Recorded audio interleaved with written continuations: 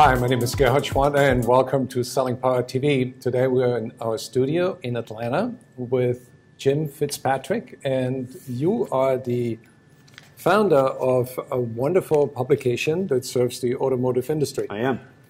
Plus, you have a TV show. We do. We've got a daily newscast every day for the retail automotive industry. What made you decide to create CBT News? I was in the retail automotive industry for 25 years and always thought to myself, how come we don't have our own news, business news format or CNBC or Fox Business Channel type program available to us? Arguably the retail automotive industry and the auto industry in general is the second largest industry in the country. It drives the economy.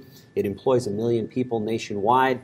It's just a great industry to be in. But yet we never really had any kind of a specific news outlet that we could call our own as dealers. There's other news outlets out there that really serve the wholesale side of the business for OEMs and manufacturers, but really nothing that the dealers could say, this is news and information that we can use each and every day to help run our dealerships better. So we formed 2 years ago CBT, which stands for Car Biz Today, the magazine, also the website, the daily newscasts, and of course we have e-newsletters that we reach out to our 90,000 plus subscribers every day.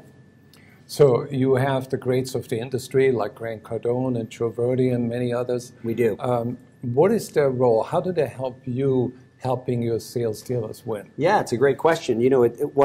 What CBT, the news platform, and what we've been able to build here is to be able to bring those big names on and those people that know what it takes to get a dealership running and headed in the right direction, such as Grant Cardone, Gschwandtner, David Lewis, Dave Anderson, and so many others that we're fortunate enough to have on CBT News. So really, it makes their content available on a much grander scale to every dealer in the country, free of charge. There's no cost to either click onto our website or to get our magazine.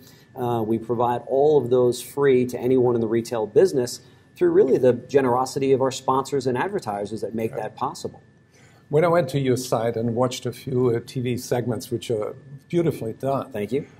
There's one segment that really intrigued me where you sort of showcase best practices of a dealership. Sure. So what are some of the best practices that you share with them?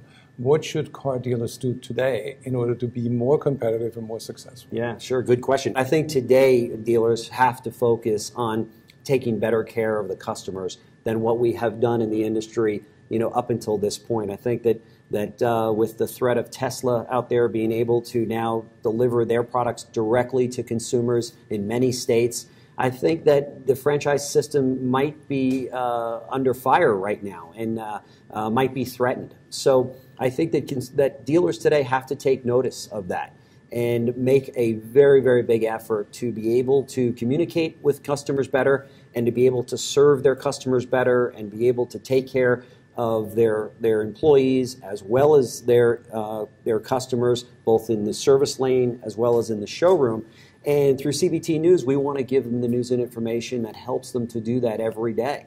But I think it's a new ballgame out there in retail sales. What struck me in your segment that you ran this week was a car dealership that actually gave back to the community. Sure. They were celebrating successes. They interviewed the CEO, and the CEO talked about the vision and the mission and the value system of the company. Yeah. So what I've learned from that is that certain car dealers really run an amazing business, and they have great culture, great processes, and great people. They do. So that requires a mindset that is more advanced and that's ahead of the curve. That's right. So how do you think that the entire industry is going to rise to that level? Dealers are great people. They run great businesses, as you said, and they've got great staffs. So the story that you're mentioning, I think, is probably the AutoNation's story, where you've got these great dealers and there are people inside the dealership that all give back to the community, Right. you know, and, Right. and dealers are known for that. You know, they Right. give back to the communities in Right. which they're doing business in. So the average dealership, you know, employs somewhere between 50 and 60 individuals, and they run, you know, $50 million a year companies. So can you help the car industry sort of upgrade the image of professionalism for car salespeople? And I'm reminded, I saw a cartoon Sure. where a used car salesman put his arm around the customer and said, you know, we screw all those other people so we can pass on the savings to you. That's very good. You know, unfortunately in the car business, we really, I think, are unfairly, maybe sometimes, you know, put that badge on us as the person that's going to take advantage Right. of customers Right.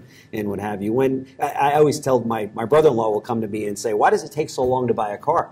And I say, you know, it takes so long to buy a car, not because of the dealer. It's because of the consumer, okay? If you walk into a dealership and you say, I want to buy that car on the showroom floor, and the salesperson says, great, here's the price, I'll have you out of here in no time.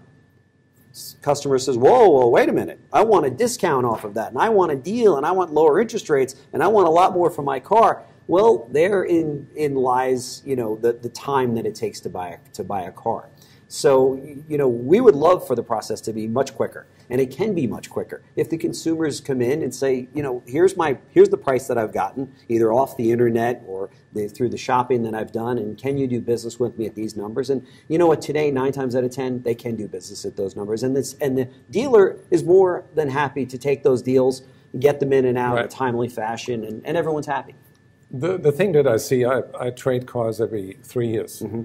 And every time I get a new car, I see more technology, I see more luxury, there's more comfort and everything.